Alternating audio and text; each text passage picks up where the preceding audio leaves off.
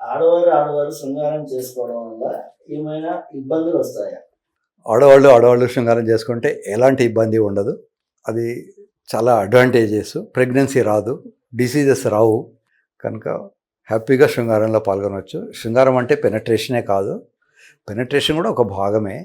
అయితే ఆడవాళ్ళు శృంగారం చేసినప్పుడు మరి పెనట్రేట్ కావడానికి వీలు లేదు కదా అన్నప్పుడు డాల్స్ అని పూర్వకాలంలో మనకు కల్చర్ స్టోన్ టైంలో కూడా, స్టోన్ ఏజ్ అంటారు, మనుషులు ఇవాల్వ్ అయినప్పుడు ముందు స్టోన్స్ తోటి వచ్చింది, తర్వాత మెటల్ ఏజ్, తర్వాత ఇవన్నీ వచ్చింది.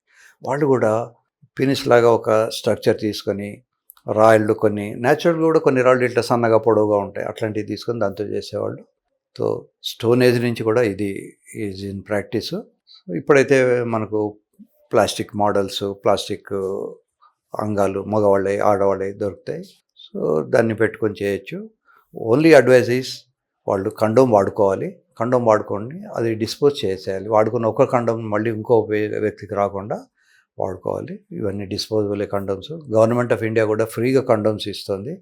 ఏ గవర్నమెంట్ హాస్పిటల్కి వెళ్ళి అడిగినా మీకు కండోమ్స్ వస్తాయి, అవి కూడా ఫ్రీగా ఇస్తారు.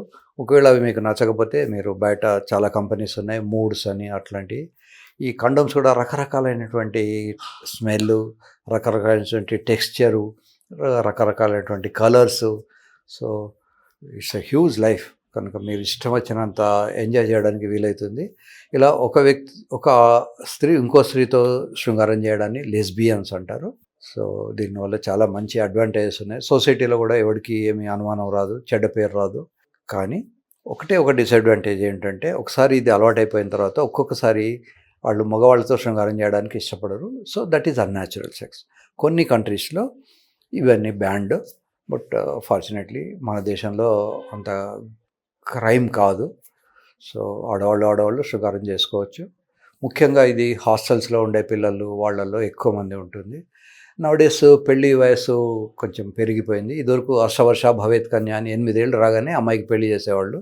ఇప్పుడు 35-40 ఇయర్స్ వచ్చేదాకా కూడా పెళ్ళిళ్ళు చేసుకోవట్లేదు. అసలు పెళ్లి చేసుకోవడానికి కూడా అమ్మాయిలు చాలామంది ఇష్టపడట్లేదు. ఎందుకంటే కెరీర్ లాస్, పెళ్లి చేసుకున్నప్పటి నుంచి హస్బెండ్ వాడి న్యూసెన్స్. సంహవ్ అమ్మాయిలు చదువుకున్నంత తెలివిగా అబ్బాయిలు చదువుకోవట్లేదు. పోస్ట్ గ్రాడ్యుయేట్ సీట్స్లో చూస్తే మెడిసిన్లో అయితే చాలామంది అమ్మాయిలకు మంచి మంచి మార్కులు వస్తాయి, అబ్బాయిలకేమో మంచి మార్కులు రావు. వీళ్ళకు డిస్ట్రాక్షన్స్ ఎక్కువ. వీళ్ళకు సినిమాలు, తాగుడు, ఫ్రెండ్స్ ఇవన్నీ ఉంటాయి. అమ్మాయిలకు నిష్టగా కూర్చొని తపస్సులాగా చదువుకుంటారు, మంచి మార్కులు వచ్చేస్తాయి, మంచి పొజిషన్లు వస్తాయి. ఇప్పుడు మనం చూడొచ్చు, చాలామంది ఐఏఎస్ ఆఫీసర్లు అమ్మాయిలు ఉంటారు, చాలామంది పోలీస్ ఆఫీసర్లు అమ్మాయిలు ఉండొచ్చు. కనుక ఈవెన్ పైలట్స్, పెద్ద పెద్ద వాళ్ళందరూ కూడా అమ్మాయిలు ఉంటున్నారు. మన దేశ రాష్ట్రపతి మనకు ఒక లేడీ. అమ్మాయిలకు పనికిరాదు, అమ్మాయిలు చేయలేని పని అంటూ లేదు, అమ్మాయిలు కూడా అన్నిట్లలో చేయొచ్చు. అయితే పిల్లలు పుట్టకపోవడం వల్ల ఒక్కొక్కసారి ఏమిటంటే ఇదే లైఫ్కి అలవాటైపోయి కొంత వయసు వచ్చిన తర్వాత బోర్ కొడుతుంది. అయ్యో నాకు ఇప్పుడు పిల్లలు లేరే, ఈ సంపాదన అంతా ఎవరి కోసం అనే ఫీలింగ్స్ వచ్చే అవకాశాలు ఉంటాయి. బట్ చాలామంది కెరీర్ కోసమని దానికోసమని అసలు పెళ్ళిళ్ళు చేసుకోవట్లేదు. పెళ్లి చేసుకున్నప్పటి నుంచి పెద్ద న్యూసెన్స్ ఏంటంటే, ఈ అమ్మాయి పాపం కష్టపడి సంపాదించి ఆ డబ్బులు తీసుకొచ్చి వాళ్ళ ఫ్యామిలీకి ఇవ్వాలి, అబ్బాయి ఫ్యామిలీకి, తర్వాత వంట చేయాలి, అత్తమామలు పెట్టే హింస భరించాలి, వాళ్ళు పెట్టే కామెంట్స్ కూడా వినాలి. ఈ మాత్రం దానికి ఇంతటి బంగారానికి పెళ్ళి ఎందుకులే అని అసలు పెళ్లి చేసుకోవడానికి కూడా అమ్మాయిలు చాలామంది ఇష్టపడట్లేదు.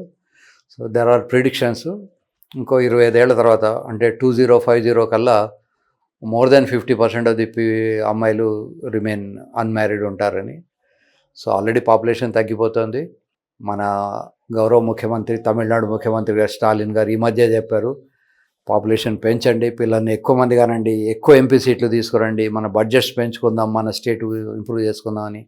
మన తెలంగాణలో కూడా చాలా తక్కువ మంది ఎంపీలు ఉన్నారు. కనుక మనం కూడా ఎక్కువ మంది పిల్లల్ని కానీ, ఎక్కువ మంది ఎంపీలను తెచ్చుకొని, ఎక్కువ బడ్జెట్ తెచ్చుకొని మన స్టేట్కు కూడా అభివృద్ధి చేద్దాం. సో పిల్లల్ని కనండి, దేశ జనాభా పెంచండి. దేశ జనాభాలో ఇప్పుడు ముసలాళ్ళ జనాభా పెరిగిపోతుంది, యువకుల జనాభా తగ్గిపోతుంది. ఇన్ కోర్స్ ఆఫ్ టైం ముసలాళ్ళు అందరూ ఉంటారు. ముసలాళ్ళు ఉండడం వల్ల ఉపయోగం ఏమీ లేదు. వాళ్ళకి పెన్షన్ పే చేయాలి, వాళ్ళకు సేవ చేయాలి సొసైటీలో.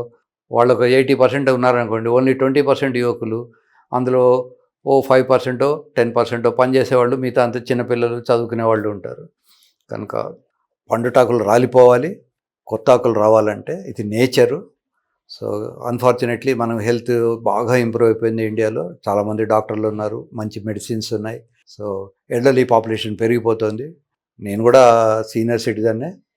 సో ఎంత త్వరగా మేము వెళ్ళిపోతే కొత్త వాళ్ళకు ఆ స్థానం ఆ సొసైటీలో వాళ్ళకి ఆ ప్లేస్ దొరుకుతుంది. కనుక ఎల్డర్లీ పీపుల్ పెరుగుతున్న టైంలో కనీసం పిల్లల్ని కానైనా కూడా ఆ బ్యాలెన్స్ మెయింటైన్ చేస్తే సొసైటీలో ఉపయోగం ఉంటుంది.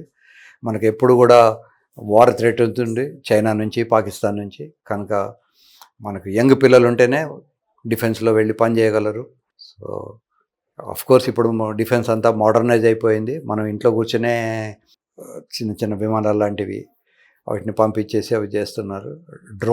ఈ డ్రోన్స్ వేసి. కానీ ఎనీహౌ మనుషులు అనేది అవసరం. ఎన్ని డ్రోన్లు ఉన్నా, ఎన్ని రోబోలు ఉన్నా మనుషులు అనేది అవసరం. కనుక చాలామంది పిల్లల్ని కనండి, దేశానికి అభివృద్ధికి తోడ్పడండి. Happy married life.